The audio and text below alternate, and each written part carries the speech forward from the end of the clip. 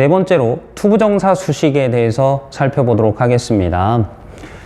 투부정사는 원래 to 다음에 동사 원형을 이렇게 쓰는 형태를 얘기를 하는 겁니다. 그런데 투부정사가 to 다음에 동사 원형을 쓰면 되는데 이 중간에 빈칸이 오는 경우가 있습니다. 그러면 이 자리에 부사를 쓰시면 돼요. 예를 들어서 She wants to change it.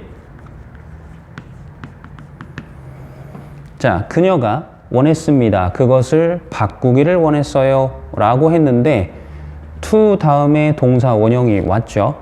그러면 다 온 거예요. 다 왔는데 중간에 빈칸을 하나 집어넣으면 이 자리에 to 플러스 동사 원형, 투부정사 사이에 빈칸이 있으면 부사 써라. 이렇게 되는 겁니다. 그래서 여기에 만약에 이런 단어를 쓴다면 completely, 완벽하게, 철저하게 란 뜻이에요. 그래서 그것을 완전히 그거 바꾸기를 원합니다. 라고 해석이 되죠.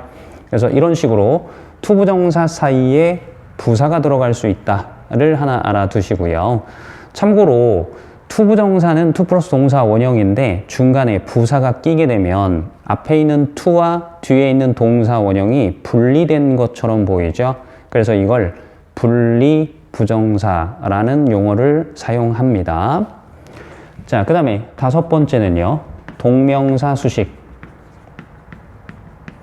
하는 부사에 대해서 살펴보도록 합니다. 동명사는 동사 원형에 ing를 붙여서 만드는 명사처럼 쓴다 라고 우리가 이미 앞에서 학습을 했었던 내용입니다. 그래서 간단하게 예문 보시면 자, working hard is important. 자, 열심히 일하는 것은 중요합니다 라는 표현을 한번 만들어 봤고요. is가 동사죠. 그러면 그 앞에 있는 전체는 다 뭐가 돼요? 주어가 되죠. 주어의 품사는 명사다 라고 우리가 알고 있습니다. 그러면 동사 원형에 ing 붙여서 명사처럼 쓰는 걸 동명사라고 부르죠. 그래서 지금 이 working이 동명사예요. 근데 뒤에 보니까 hard, 열심히 라는 표현이 일한다 라는 이 동명사를 수식해주는 역할을 하고 있습니다. 다시 한번 얘기하지만 수식을 어렵게 생각하지 마세요. 가장 가까운 자리에 있으면 수식한다 라고 보시면 됩니다. 그런데 잘 보면 이 work가 자동사예요. 그러면 자동사는 부사가 아까 어디에 온다고 그랬죠? 뒤에 온다고 그랬죠. 그래서 자동사에다가 ing를 붙여서 동명사를 만들면 부사가 이 동명사 뒤쪽으로 들어가게 되어 있습니다. 그럼 반대로 만약에 타동사에다가 ing를 붙여서 동명사를 만든다면 부사가 타동사 앞쪽에 온다라고 배웠죠. 그러면 타동사의 동명사 표현 앞쪽에 부사가 들어가겠다. 이렇게 생각을 하시면 되겠습니다. 자, 그 다음에 여섯 번째 분사. 정확하게 하면 분사 수식이라고 하는 것보다는 분사 구문 수식이라고 하는 게 좋을 것 같은데요. 그냥 명칭을 분사 수식하는 부사라고 이야기를 하고 내용은 분사 구문 수식 이렇게 진행하도록 하겠습니다. 자, 분사 구문 그러면 머릿속에 떠오르는 게 이게 있죠. 동사 원형에 ing 또는 pp 이렇게 기억이 나실 겁니다. 그런데 pp 앞에는 항상 뭐가 생략되어 있다는 걸 같이 기억해 둬야 하면 빙이 생략되어 있다라는 부분을 같이 기억을 해 두셔야 됩니다. 자, 그러면 각각 하나씩 좀 살펴보도록 할게요. unfairly raising the fee. The taxi industry is in deep trouble.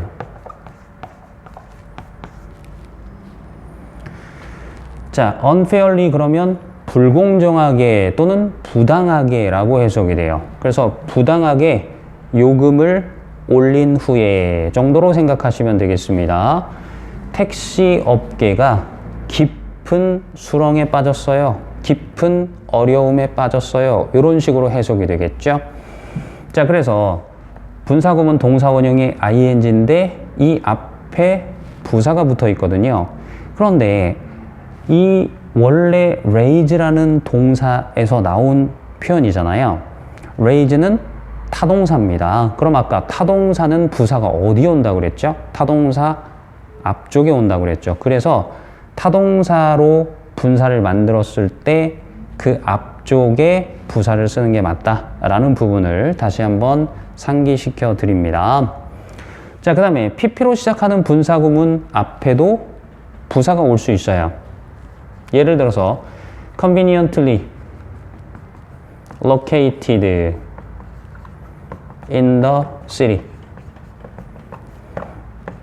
The store is popular.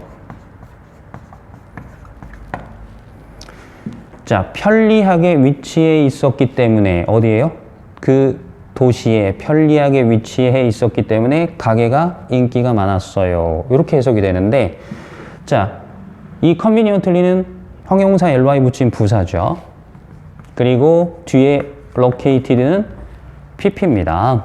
그래서 이렇게 pp 앞쪽으로도, 즉 과거분사 앞쪽으로도 분사가 들어갈 수 있다. 근데 얘는 조금 우리가 앞에서 배웠던 걸 떠올려 보면 pp 앞에는 뭐가 생략되어 있다고 그랬죠? 빙이 생략되어 있다고 그랬죠? 그러면 여기에다가 이렇게 빙을 써보면 bpp 보입니까? 그죠? 그래서 아까 bpp 사이에 들어갈 수 있는 게 뭐라고 그랬죠? 부사가 들어갈 수 있다라고 얘기했죠? 이런 식으로 접근하실 수도 있겠습니다. 두 번째로 형용사 수식에 대한 이야기를 좀 해보도록 하겠습니다. 그런데 아까 동사 수식할 때 비동사 수식하는 부사에서 이 비동사 뒤에 형용사가 온다고 그랬죠. 이렇게 비동사 뒤에 형용사가 왔을 때 이 부사가 앞에 있는 비동사를 수식하는 경우로 볼 수도 있고 뒤쪽에 있는 형용사를 수식하는 경우로 볼 수도 있다라고 얘기를 했었습니다. 그래서 그 두 개는 겹치는 부분이라고 생각하시면 되겠고요. 그런데 대부분의 사람들은 형용사를 수식한다라고 알고 있습니다. 그렇게 여러분도 보셔도 괜찮아요. 자, 그러면 형용사 수식 비동사 뒤쪽에 빈칸이면 형용사가 정답이고, 그런데 중간에 빈칸이 있다. 그렇다면 이 사이에 부사를 써라 라고 아까 학습을 했던 내용 기억하시면 되겠고요. 또 마찬가지입니다. 형용사 표현 중에 ing도 있고 형용사 표현 중에 pp도 있으니까 비동사와 형용사 사이, 비동사와 ing 사이, 비동사와 pp 사이에 빈칸이 있을 때는 부사를 써라를 기억하시면 되겠고요. 두 번째, 역시 앞에서 정리를 해드렸지만 bpp는 완전한 문장이죠. 그래서 완전한 문장 뒤쪽으로 빈칸이 나왔을 때는 전명구 투부정사 그리고 부사 중에 하나를 쓸 수 있는데 지금 우리가 부사의 포인트를 맞춰서 학습을 진행하고 있잖아요. 그래서 bpp 뒤에 빈칸이 나오면 부사 들어갈 자리 이렇게 기억을 해 두시면 되겠습니다. 자, 그 다음에 세 번째 부사 수식. 자, 부사 수식은 간단한 예를 하나 들어 드릴게요. Thank you very much. 대단히 고맙습니다. 또는 뭐 매우 많이 고맙습니다. 이렇게 해석이 되는 표현입니다. 자, 그러면 이거를 좀 제가 정리를 해 드릴게요. 자, 만약에 very much를 빼면 말이 될까요? 안 될까요? 되죠? Thank you, 고맙습니다. 그죠? 그럼 말이 되는데, 즉 완전한 문장인데 very much가 붙어 있는 거예요. 그러면 very much는 부사구나 라고 생각하셔도 됩니다. 빼도 괜찮으니까요. 자, 그리고 난 다음에 very하고 much를 조금 더 분석을 해보면 very는 much하고 가장 가까운 자리에 있죠.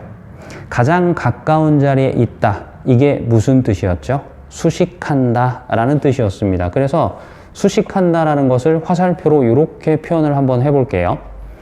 자, 여기서 베리가 머치를 수식하고 있는데 머치가 베리한테 네가 나를 수식해줘서 고마워. 나도 너를 수식해줄게. 이런 경우는 없어요. 그래서 어떤 품사가 다른 품사를 수식하면 고맙다고 그 수식해주는 품사를 다시 수식하는 경우는 없습니다. 대신에 어떤 품사가 나를 수식하잖아요. 그럼 나는 다른 품사를 수식할 수는 있어요.